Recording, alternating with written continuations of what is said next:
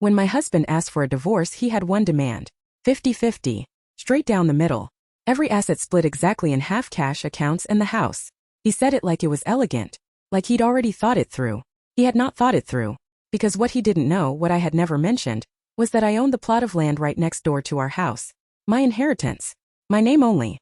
And when he said 50-50 straight down the middle, I said okay. And I called a contractor. I'm Renata.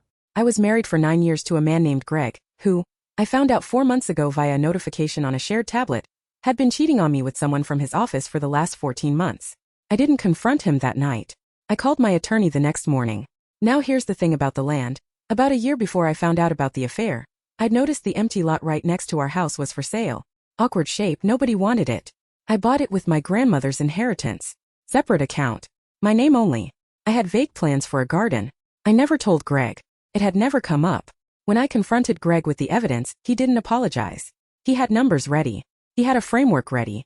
Strict, literal 50-50th split of all shared assets, everything down the middle. He presented it as fairness. What it actually was a calculation.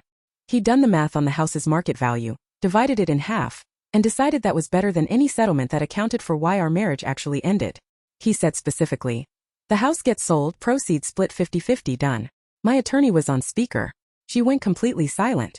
I said, 50-50 straight down the middle. I want that in writing. He had it drafted within the week. His attorney wrote it. The language was unambiguous. My attorney, after we hung up, laughed for 20 seconds. Then she said, now let's talk about the lot. I had a licensed surveyor establish the exact geometric centerline of the property, the literal midpoint dividing it into 2 equal halves. I applied for a construction permit. County approved it. Standard partition structure. Nothing unusual. I hired a contractor. The wall went up in 11 days. Concrete core. Permanent.